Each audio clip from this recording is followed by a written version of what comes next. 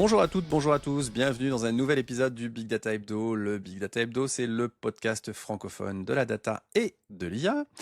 Le Big Data Hebdo, ce sont des épisodes où on reçoit souvent des invités pour vous parler d'un sujet. On essaye de vous décortiquer donc ce qui fait la technologie autour du monde de la data et de l'IA. Alors évidemment, on a un petit tropisme technique, alors là où c'est peut-être ce qui nous différencie de nombreux autres podcasts.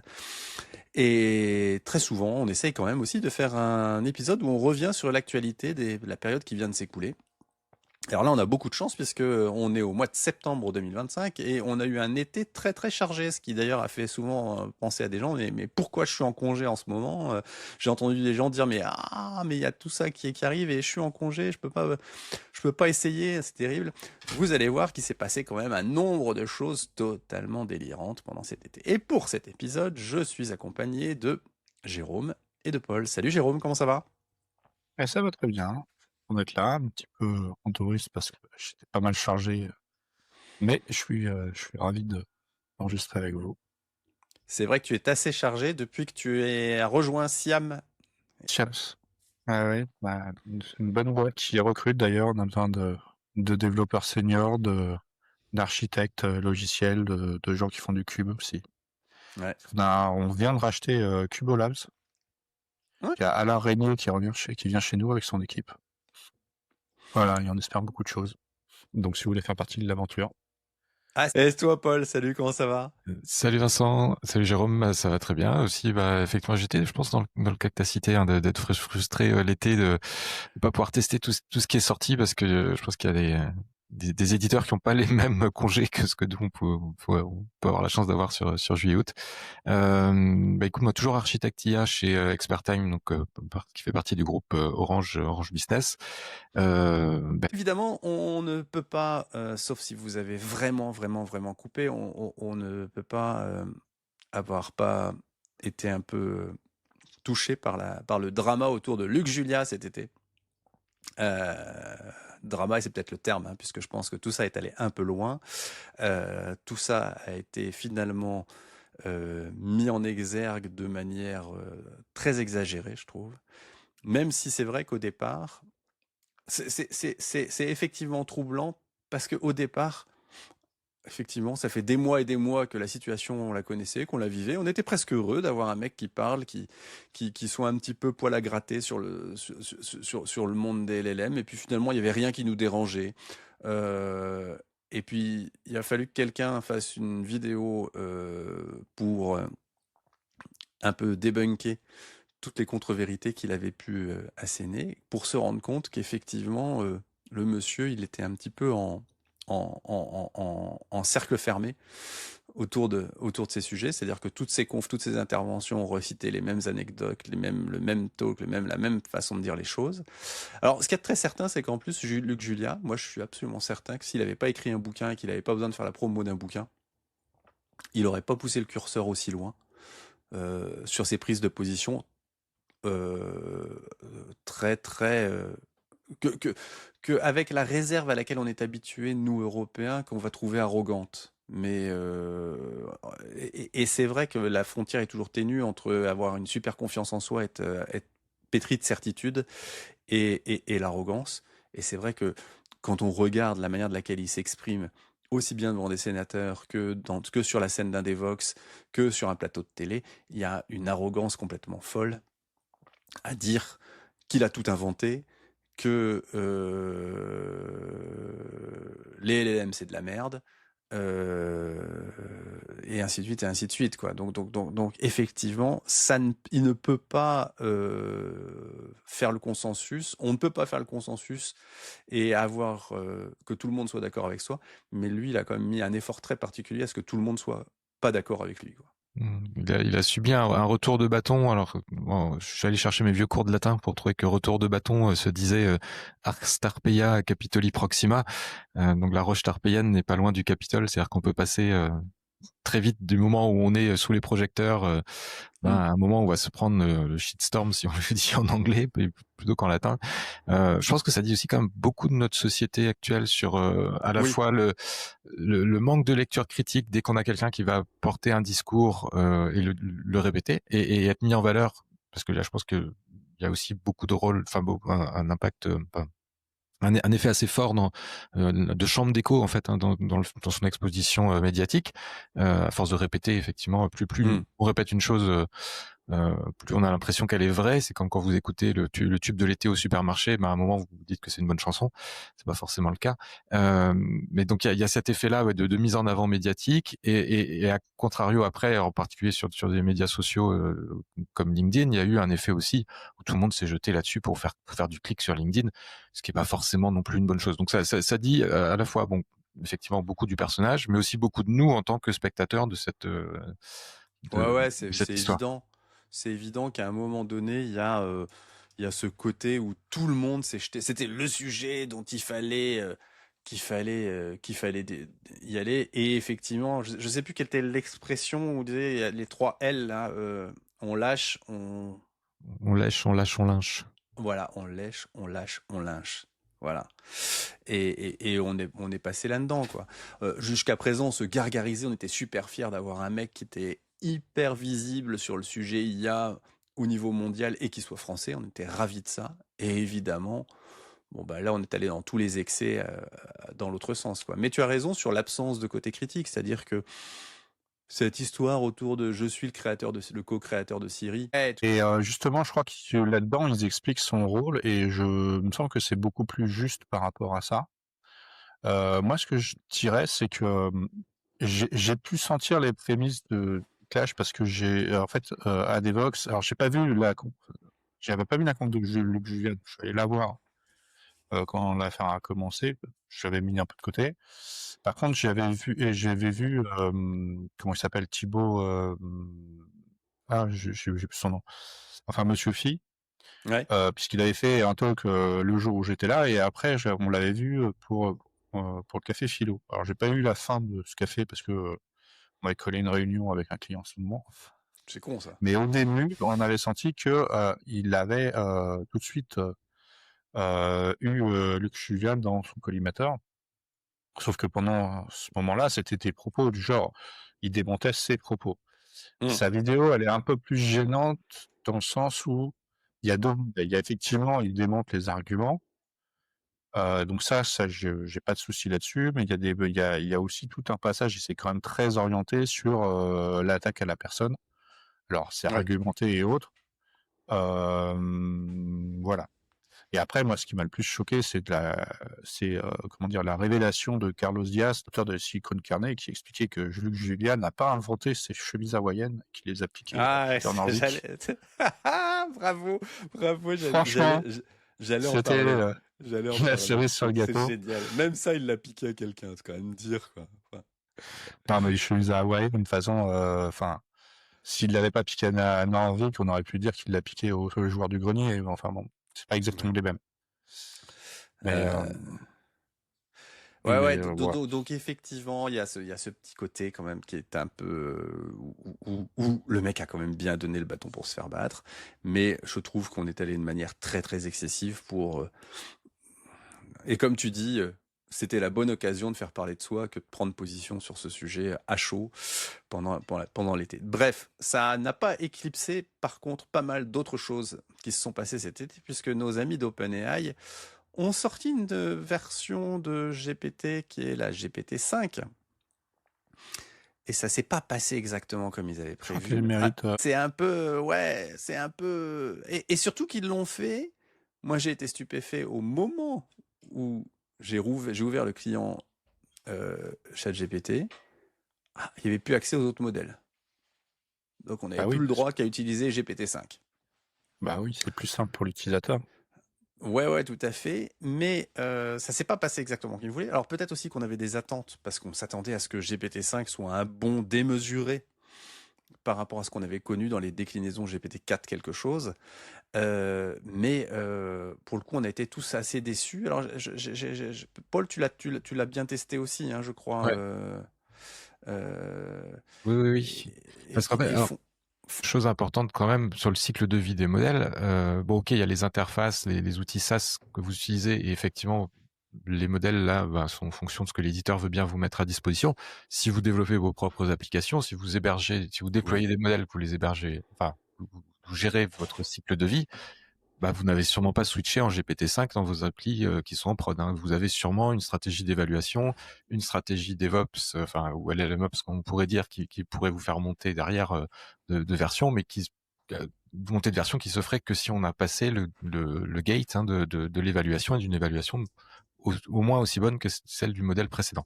Ça, c'était quand même le prérequis avant de se lancer dans voilà, parce que effectivement des nouveaux modèles, il y en a plein. Il y a eu GPT 4.5, hein, je vous rappelle. Qui l'a utilisé celui-là, je sais pas, mais celui-là il a disparu. En tout cas, ce qu'il faut comprendre sur la sortie de GPT-5, c'est qu'il y a une déclinaison aussi en 4 versions. Donc, il faut aussi aller bien choisir derrière ce qu'on veut faire. Il y a le GPT-5 tout court, qui est plutôt un modèle, une sorte de modèle de raisonnement.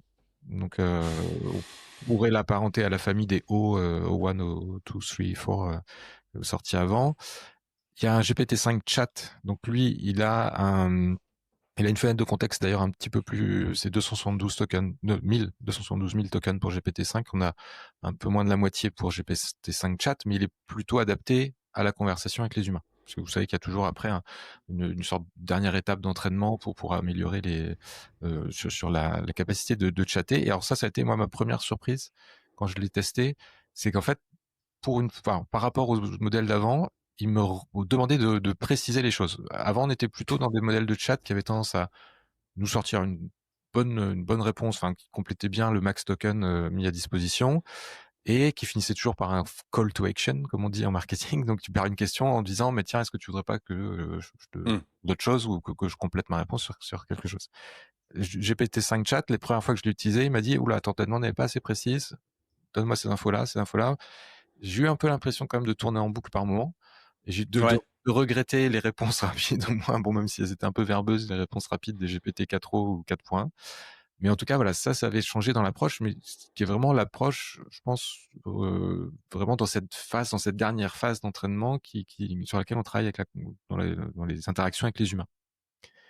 Et donc, pour finir la liste des 4, hein, GPT-5 mini, GPT-5 nano, donc, sur des plus petits modèles, pour des tâches plus simples et surtout pour des prix beaucoup plus faibles. Et juste pour vous donner un ordre de grandeur, moi je connais plus les tarifs côté Azure, Azure AI Foundry, on est quand même bien, en dessous de la tarification d'un GPT 4o. Donc ça vaut le coup d'aller regarder, d'aller tester. Ouais.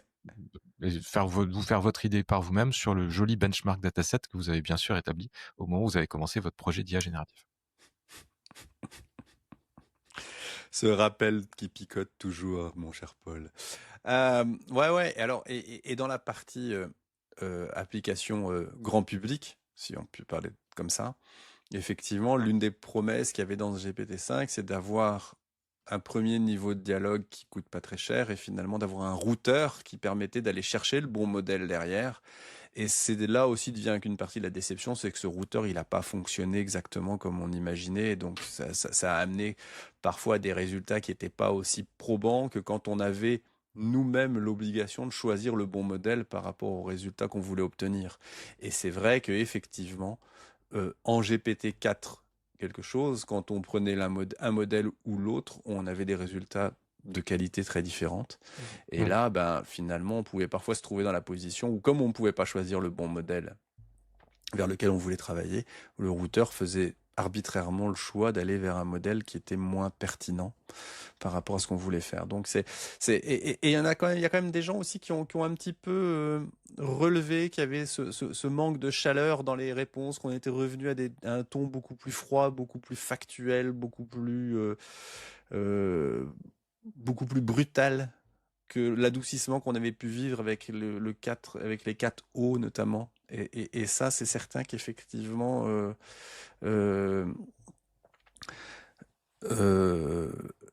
ça a été effectivement un des facteurs de déception. Mais bon, c'est vrai qu'effectivement, on s'était tous imaginé, enfin non tous, beaucoup de gens s'étaient imaginé que GPT-5 allait préfigurer ce qu'allait être l'AGI.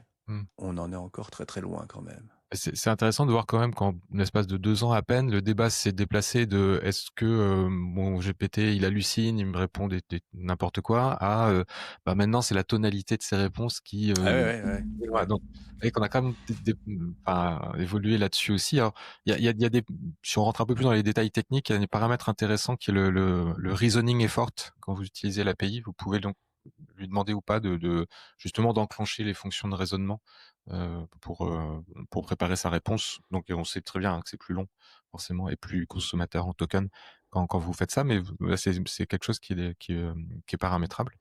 Donc ça, c'est des choses intéressantes. Voilà, je pense que c'est à continuer à tester au travers des applications et effectivement à bien regarder au regard des tarifs qui peuvent être quand même assez différents des versions 4. Alors moi, dans le giron OpenAI, finalement, c'est même pas GPT-5 qui m'a le plus marqué cet été. C'est l'arrivée de GPT OSS. Ça, c'était un truc qu'on n'avait pas vu venir, qu'on n'avait pas imaginé un instant qu'il soit possible que ça arrive. Qu'est-ce que c'est GPT OSS? Donc c'est le GPT open source. C'est-à-dire qu'OpenAI a sorti 2 déclinaisons, une à 120 milliards de paramètres, une à 20 milliards de paramètres, qui sont donc en licence Apache, avec des poids qui sont mis en open source. Ce sont des modèles de type Mixture of Experts, donc à peu près comme le meilleur truc qu'on connaisse aujourd'hui, hein. Avec une capacité de contexte qui est un peu plus faible que ce dont tu parlais à l'instant, hein, puisqu'on est à 128 000 tokens dedans. Pour le coup, ce sont des modèles, moi je les ai testés sur ma machine. J'ai testé le 20 milliards de paramètres sur ma machine, avec donc qui est une machine, j'allais dire presque standard du marché aujourd'hui, parce qu'elle a 32 non, mais attends, j'ai 32 gigs de mémoire, donc c'est pas une machine démesurément, et je l'ai pas mis dans les cordes, quoi, en testant ça.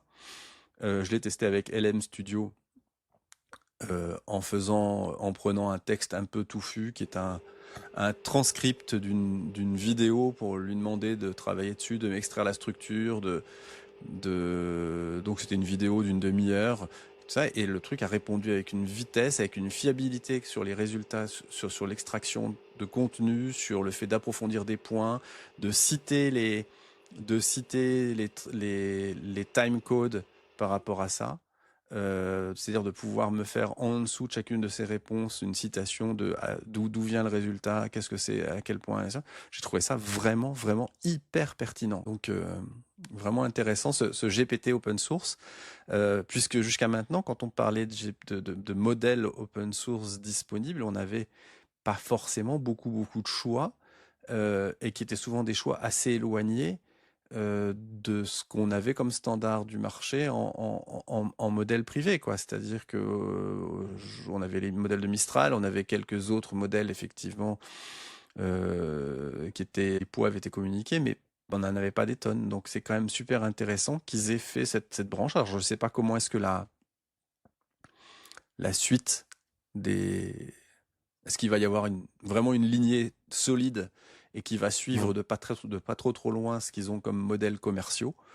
Mais c'est super intéressant de ce point de vue-là, donc ce GPT OSS. Alors, si on reste un petit peu dans le monde OpenAI, ils se sont pris un petit coup à l'estomac la semaine dernière, puisque Microsoft a annoncé qu'il n'allait plus utiliser pas uniquement les modèles OpenAI dans son copilote, mais qu'il allait faire appel, pour certaines fonctions du copilote, à la crèmerie d'en face. Il allait voir chez Anthropic comment utiliser, enfin pour certaines fonctions. Alors on ne sait pas pour lesquelles, hein, je sais pas, j'ai pas vu le détail de quelle fonction du copilote de la suite Office Microsoft allait se baser non plus sur GPT, sur les déclinaisons de GPT embarquées dans Office, mais ça allait se baser sur Claude. Mais bon, c'est quand même un petit coup dur, quoi, pour OpenAI, puisqu'il avait quand même un très fidèle partenaire avec Microsoft jusqu'alors. Et sachant que moi, le truc qui me fait le plus sourire dans cette affaire, c'est que Microsoft va aller consommer un service qui était hébergé sur AWS, quoi. C'est le multi-cloud, hein, on a toujours dit que c'était l'avenir. Alors, attention, juste pour bien préciser qu'on parle de M365, du Copilot M365, donc celui de la suite Oui. Office, un peu élargi au fait que vous pouvez aussi l'avoir finalement un peu comme votre outil de recherche interne dans vos données d'entreprise et aussi externe sur le web.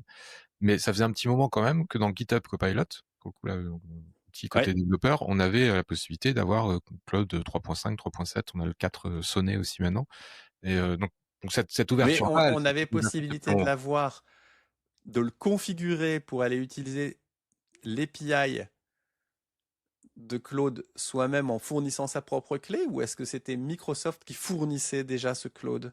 C'est alors par défaut, hein, quand après tu peux le paramétrer, tu peux choisir effectivement ce que tu Ouais, mets à disposition comme ce que tu utilises comme modèle pour soit chatter avec, enfin discuter ou poser tes questions autour de ton code ou avoir le mode agentique aussi autour du code. Et en fait ça dépend du niveau de licence que tu prends. Donc dans la partie gratuite de GitHub Copilot, on s'arrête à Claude le 3.5 si je me trompe ouais, pas. Et on a le 4 à partir de la version payante. Mais c'est pas, on ne paye pas en plus, on n'a pas besoin de prendre en compte d'accord, une licence cloud. On a un quota après euh, ok. d'interaction définie et fonction de la licence, mais il n'y a pas de paiement. Je savais pas ça.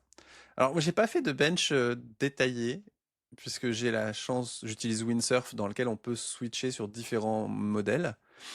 J'ai pas fait de bench détaillé de savoir si les modèles d'OpenAI fonctionnaient mieux sur pour faire du vibe coding que le modèle Claude d'Anthropic.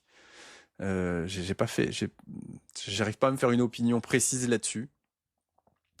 Ce qui est très certain, et on en reparlera peut-être à la fin de l'épisode, j'ai eu une nécessité de me remettre à une technologie que j'avais pas touchée depuis très longtemps. Et je me suis quand même grandement aidé de Claude pour me faire un petit plan de formation accélérée pour me remettre au goût du jour. Et c'est quand même super pertinent. Ça te donne quand même des trucs super sharp, super bien documentés. Enfin, c'est clair là-dessus que euh, à l'époque où il aurait fallu aller faire du search, aller trier les pages, aller regarder dans chacune des pages ce que tu veux récupérer, ça j'aurais pas mis le même temps pour faire cette remise à niveau là-dessus, quoi. C'est clair, c'est évident. Euh, on va pas détailler parce que moi j'ai pas justement eu le temps de le tester, mais vous vous souvenez de Qwen, les modèles qui sont faits par Alibaba, et Qwen 3 Coder est sorti cet été. Alors je sais pas exactement quel est le niveau de ce que ça représente de ce point de vue-là, mais c'est clairement, on voit que ça continue à avancer de ce côté-là, parce qu'on est toujours focus, nous, dans notre monde occidental, on est quand même très focus sur ce qui se passe chez les acteurs américains. Et là, il y a quand même des choses quand même non négligeables qui se font là-dessus, quoi, hein, c'est clair. Il est très bien fait pour fonctionner avec un très léger footprint, donc ça voudrait dire de pouvoir l'embarquer sur sa machine pour pouvoir faire des choses. Si par exemple vous n'avez pas possibilité d'envoyer votre base de code à l'autre bout de la Terre, ce qui peut arriver parfois, Oui. et donc de faire des choses de type agentic coding en local, ça peut être intéressant à regarder. Je pense que pour finir sur ces modèles de code, il y a vraiment aussi des usages qui sont pas tout à fait les mêmes, hein, parce que on peut avoir soit la page blanche et on dit au modèle de code crée-moi tout le projet, donc il va y avoir organise les fichiers, fais-moi un fichier de config, etc. Et on va lui donner carte blanche pour nous faire toute une structure. Ça peut se faire. On va pouvoir utiliser le modèle plutôt dans une approche de debug ou de Ouais, rajout de commentaires ou de création de tests ou justement de découverte de reverse engineering sur un bout de code qu'on récupérerait mais qu'on comprendrait pas très bien. Donc il y a quand même beaucoup d'usages et je pense que il n'y a pas aujourd'hui peut-être un modèle qui l'emporte sur les autres sur ces approches-là et qu'il faut voilà se faire un peu vraiment et c'est ça qui est pratique je trouve dans GitHub Copilot, c'est de pouvoir switcher et de se faire une petite idée justement sur comment ces modèles travaillent. Enfin là je sais que pour pas mal bosser avec Claude 4, il a vraiment enfin, il me répond en faisant une analyse vraiment poussée du code que j'ai et en me décrivant, en ouais. vérifiant des étapes et il me dit justement par quelles étapes il passe, ce qui est assez intéressant mais qui est moins rapide qu'un GPT 4.1 qui va aller un peu plus à l'essentiel. Donc voilà, mais vraiment pensez qu'il y a différentes approches qui feront aussi fonction de votre niveau d'expertise en dev. Hein. Très bon. Il y a un territoire, un pays qui est très très très sensible aux questions de souveraineté, euh, c'est bien la Suisse. Ils sont près de chez nous. Et très vite, ils se sont sentis concernés par le fait d'avoir besoin d'avoir des LLM qui ne dépendent pas de quelqu'un d'extérieur à la Suisse. Et c'est là qu'on voit la puissance d'ingénierie. L'École polytechnique fédérale de Lausanne, l'EPFL, Ils sont attelés à la tâche et ils ont sorti un premier modèle qui s'appelle Apertus.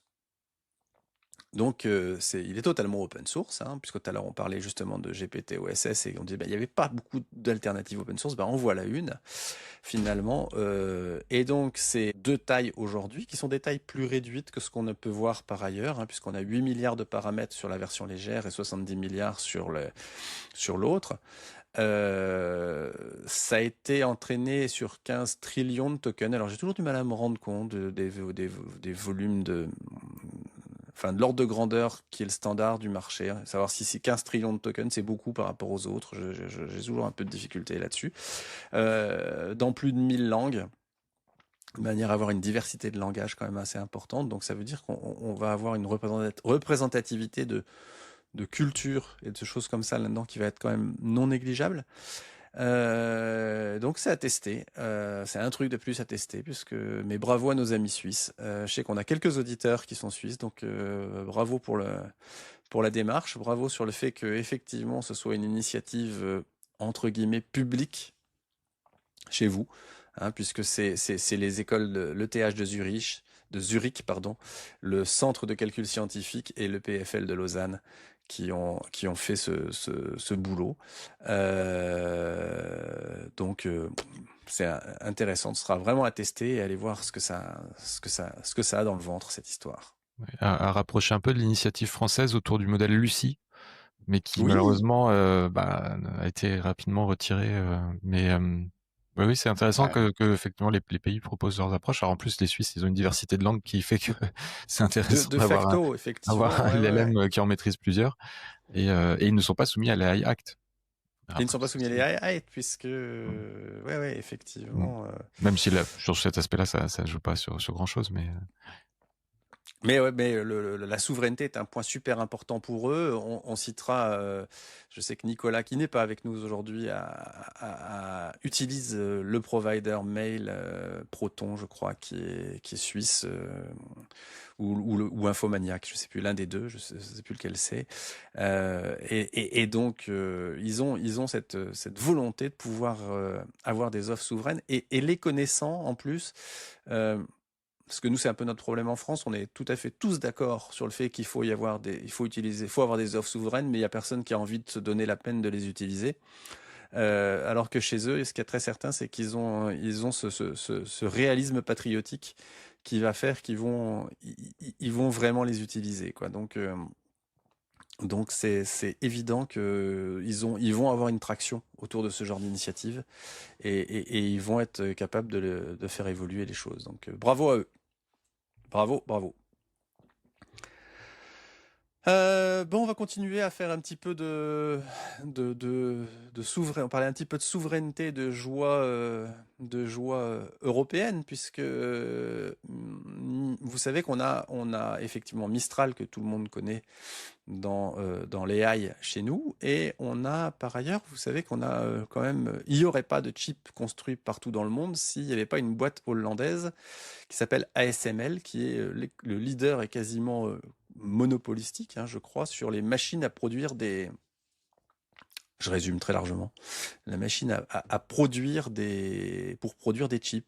Dans toutes les usines où il y a des bris de chips, c'est une machine ASML qui est derrière.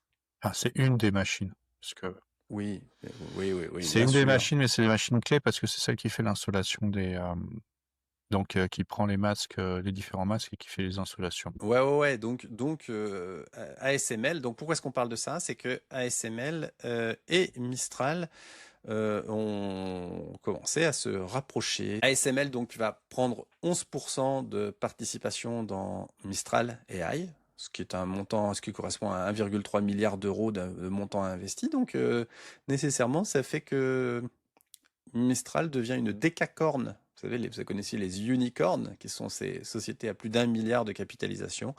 Eh bien là, de facto, on passe au-dessus de la barre des 10 milliards d'euros, donc Mistral devient une décacorne. Et c'est surtout que ça nous permet d'avoir une stratégie à long terme avec un partenaire financier important, qui soit européen, ce qui nous prémunit. Vous savez que cet été, il y avait eu une petite histoire qui avait commencé à tourner sur le fait que Apple allait racheter Mistral AI. Donc, on devrait éviter ce genre de choses-là de ce fait et continuer à avoir une crédibilité européenne sur le sujet. Donc, c'est quand même vachement bien de ce point de vue-là. Puisqu'on parlait de souveraineté juste avant, ça en fait partie aussi pour nous. Et donc, évidemment, ASML, on peut se dire, mais qu'est-ce qu'ils vont faire là-dedans? Eux, ce qu'ils se disent, ben, c'est finalement, nous, on veut avoir une synergie hardware-software et pouvoir utiliser un peu plus les LLM pour l'ingénierie qu'il y a autour des machines. Et puis, dans les faits, aussi se dire, ben, est-ce qu'à terme, on n'aura pas une nécessité de produire des puces spécifiques LLM?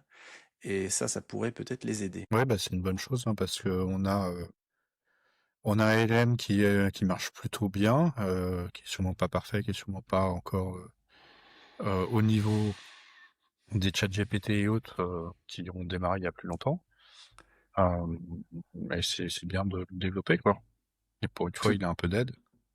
ouais, tout à fait, tout à fait. Faudrait Et puis c'est pas bien, qu'il et c'est parte. bien, et c'est bien qu'on trouve des partenaires économiques européens Et en fait, c'est pour aller sur indispensable. ce sujet, quoi. C'est ça qui est génial, quoi. C'est indispensable parce que sinon, il va se faire acheter et puis on va le perdre, quoi. Ben oui, oui, tout à fait. Déjà que certains disent qu'il est quasiment américain, ce qui est peut-être pas complètement faux. Ouais, bah, c'est vrai qu'effectivement, mais de toute façon, est-ce que on est toujours dans le même devenir, hein, dans la même histoire. C'est dans quelle mesure on peut construire un produit technologique aujourd'hui qui est une envergure mondiale sans être un petit peu américain? C'est quand même très difficile, quoi. Il y a... Bah, les Chinois y arrivent, les Russes ils le font.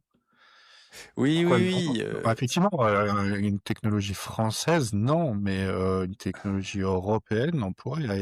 ASML, pour le citer, pour le coup, il est pays-basien, enfin, hollandais, enfin, je sais pas.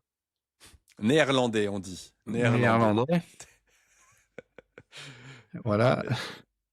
Et, euh,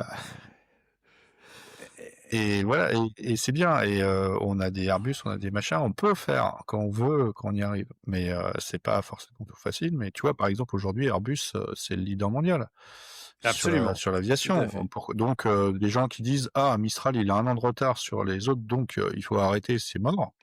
Euh, Non, je suis pas complètement d'accord, quoi. non. Sinon, on gagnera jamais qu'une bataille si on s'arrête dès qu'on a 6 mois de retard. Et puis l'exemple même, c'est moi je cite souvent en exemple. Peut-être que si vous faites un peu de graphic design, vous connaissez Canva. Canva, c'est une boîte australienne qui est née en Australie, qui se Mhm. développe depuis toujours en Australie. Ils font aujourd'hui 1,5 milliard de dollars de chiffre d'affaires versus Adobe qui en fait 20 milliards. Ok. Bon, son concurrent principal. Mais vous vous rendez compte qu'une boîte toute seule dans son coin a réussi à aller grappiller quand même, parce que je voudrais bien savoir chez Adobe, les produits concurrents qui sont Photoshop et Illustrator, ce que ça représente du chiffre d'affaires d'Adobe, puisque Adobe, c'est un truc gigantesque. Et donc, on a cette boîte, Canva, qui a progressé, qui s'est focusé, qui a sûrement été en retard et à des années-lumière de son marché, des leaders de son marché pendant très très longtemps, qui aujourd'hui grappille des parts de marché petit à petit. Et ça, c'est l'exemple même qu'on peut y arriver. Mais à nouveau, on retombe dans ce que l'on disait à l'instant juste avant par rapport aux Suisses. Il faut un petit peu de réalisme patriotique et de se dire que ces solutions-là, il y a plein de cas d'usage et il faut les privilégier. Eh ben, en fait, tu prends toute l'industrie chinoise, et puis c'est un exemple. Il y a 30 ans, un produit chinois, c'était un produit de mauvaise qualité, pas cher. Aujourd'hui, il y a des produits que elles sont capables de produire, à commencer par les iPhones. C'est-à-dire que tu peux concevoir un iPhone aux États-Unis, mais tu le produis pas, quoi.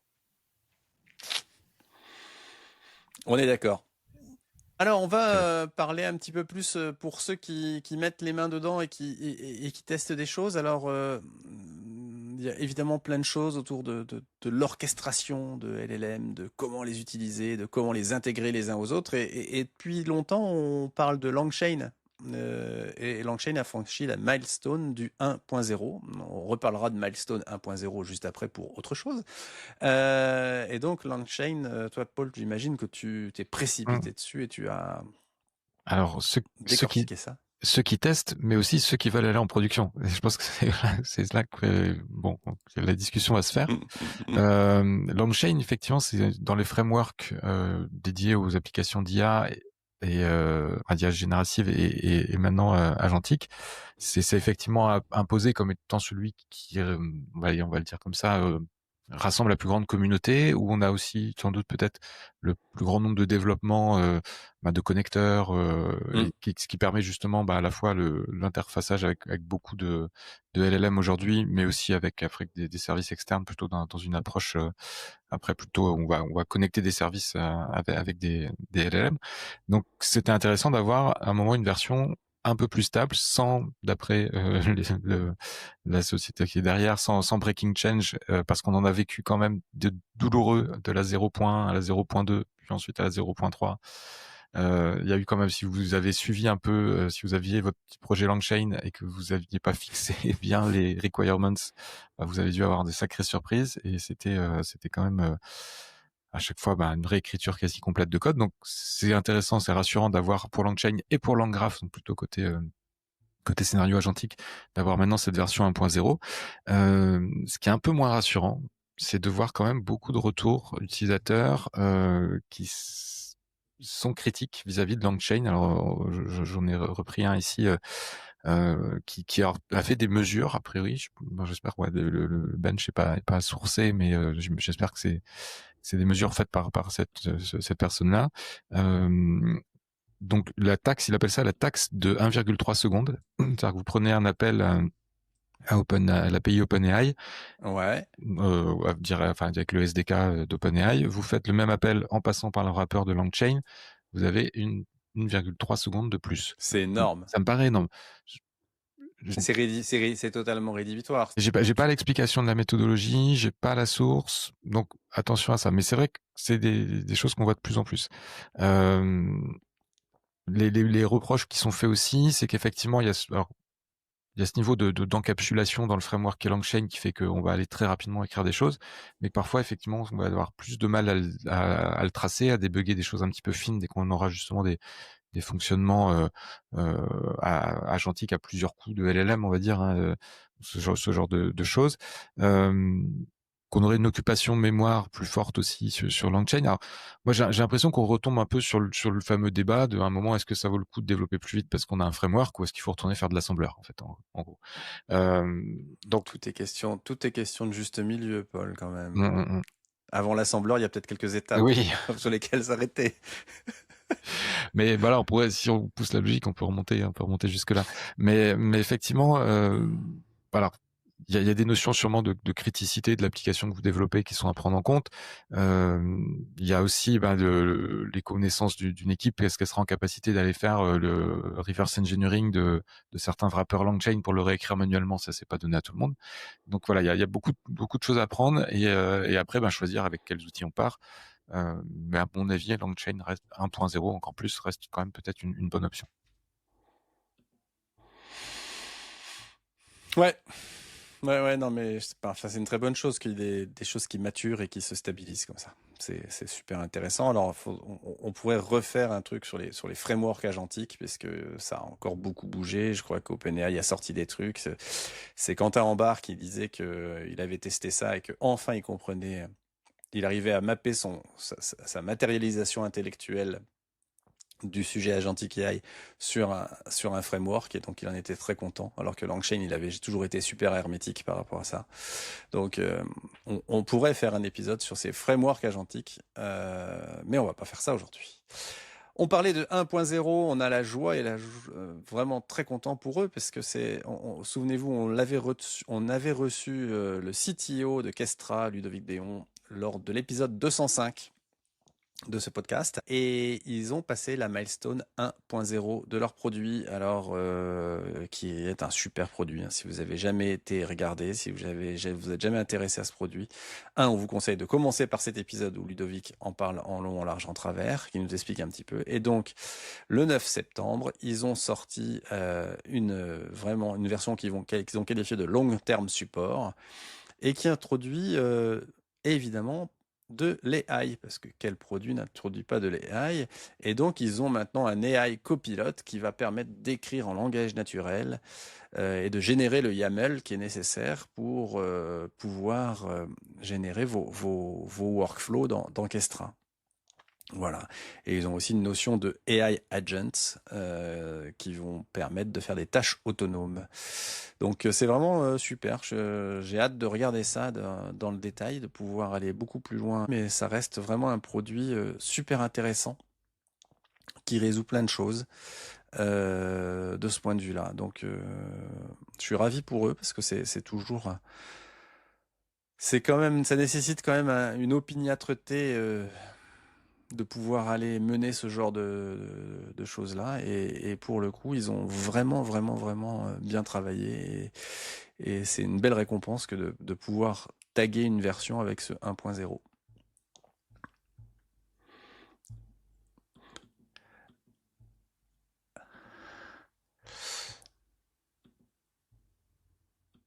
Alors, même si notre ami Alexander n'est pas là, ça fait longtemps qu'on n'a pas eu l'occasion de l'avoir sur un épisode, c'est dommage.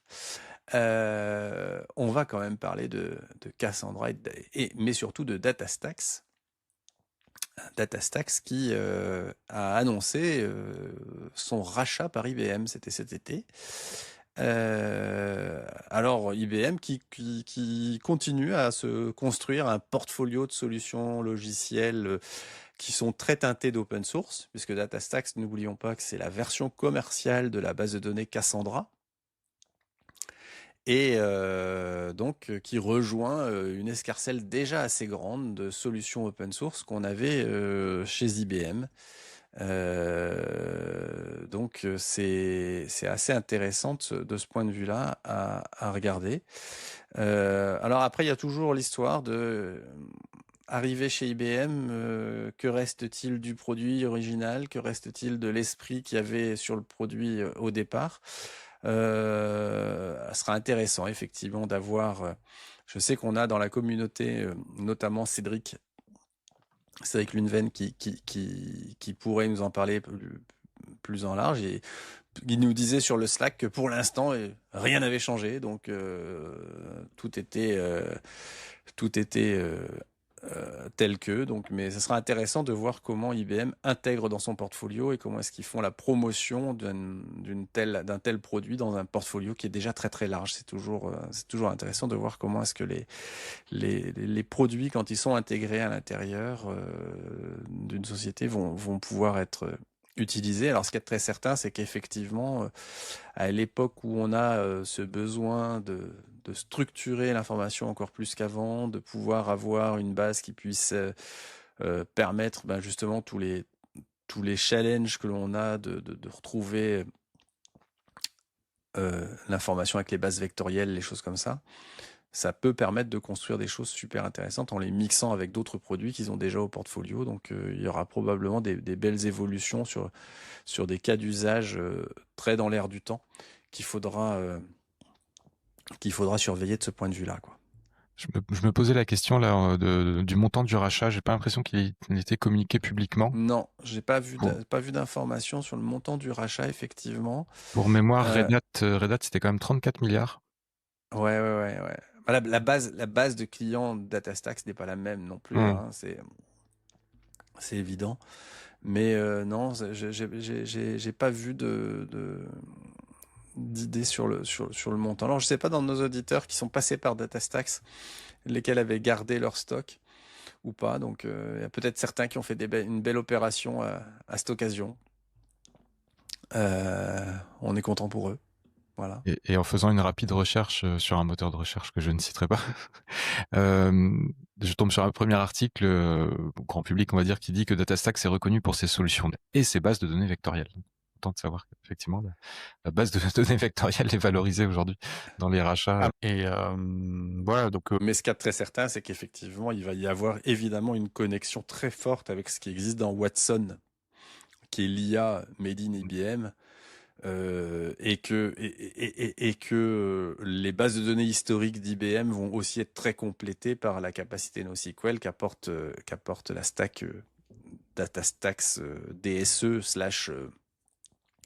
DSE/AstraDB// Cassandra, quoi. Hein. C'est clair qu'à un moment donné, il va y avoir des opportunités de faire des ponts entre tout ça qui va être super intéressante.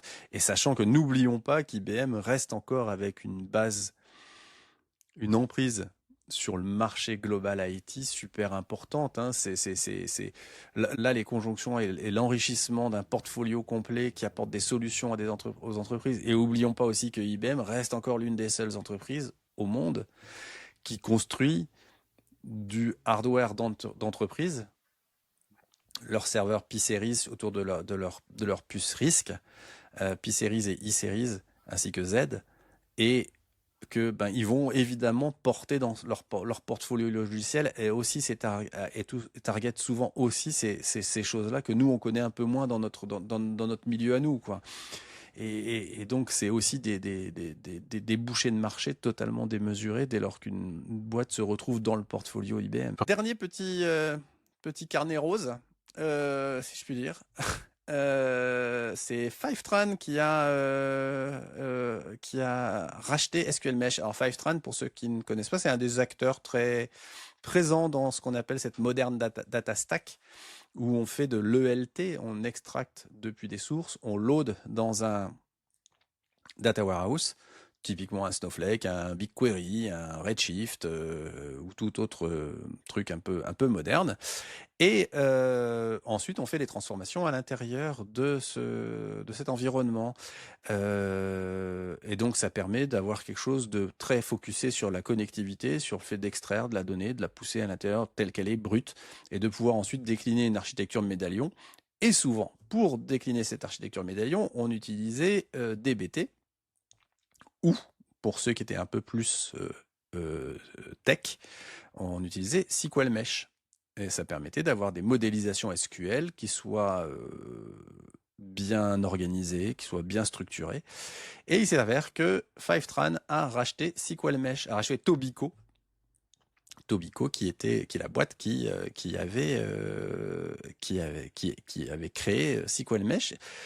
Alors là aussi, là où on parlait à l'instant que le fait que la culture open source d'IBM devrait plutôt bien se passer pour DataStax, là c'est un peu plus litigieux puisque Fivetran n'a pas de culture open source jusqu'alors. Fivetran, la précédente boîte qu'ils ont rachetée, c'était Census. Census, c'est une technologie qui permet de faire ce qu'on appelle le reverse ETL, c'est-à-dire que, imaginez-vous, vous récupérez de la donnée brute et vous voulez la réinjecter pour pouvoir l'activer dans vos emails, pour pouvoir l'activer dans dans votre Salesforce, dans plein de choses qui ont lieu qui sont opérationnelles.